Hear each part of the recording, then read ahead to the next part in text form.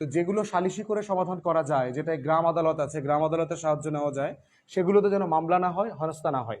এই বিষয়গুলো নিয়ে ইতিমধ্যে আমি আমার মতো কাজ করছি। ভাই জিজ্ঞেস করেছেন আমি আসলে কি করেছি। দেখেন, এলাকার জন্য কাজ করা যায় ক্ষমতা পেলে। ক্ষমতা পাওয়ার আগে খুব বড় কাজ করা যায় না। যে কাজগুলো করা যায় এতে মানুষের সমস্যার সমাধান হয় না। আমাদের রাজনীতিবিদরা এই সস্তা কাজগুলো করে বলেই বাংলাদেশে গ্রামে গঞ্জের মৌলিক পরিবর্তন হয় না। তারা কি করে? রমজানের শেষে আইসা জাকাতের কাপড় দেয়। জাকাতের কাপড় দিলে কি আপনার সারা বছরের অভাব দূর হয়ে যায়? একটা লুঙ্গি দিল, একটা পাঞ্জাবি দিল, কতদিন পরবেন আপনি? পেটে ক্ষুধা, আপনি কি লুঙ্গি দিয়ে সমাধান হবে? জাকাতের টাকা দিলে এটা কি সমাধান হচ্ছে? হচ্ছে না তো। গ্রামের মানুষদেরকে তারা কি করতেছে? আপনার এরে ওরে চাঁদাবাজি করার সুযোগ দেয়, যে আপনি এলাকাটা দেন, পুলিশে আমি ঠ্যাক দিব। চাঁদাবাজিটা কিভাবে হয়? এই বালু মহল থেকে তুমি বালি ওঠাও, ডিসিরে আমি বলে দিব, আমি ম্যানেজ করব, পুলিশের এসপি আমি ম্যানেজ করব। চাঁদাবাজি করার সুযোগ দিচ্ছে। এগুলো সমাধান না।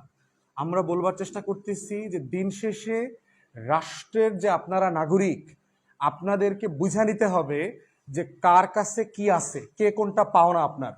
যে রাজনীতিবিদ, যে মেম্বার, চেয়ারম্যান আপনাদেরকে চা খাওয়ায়, নাস্তা খাওয়ায়, ও কার টাকা দিয়ে খাওয়ায় এগুলো আপনাদেরকে?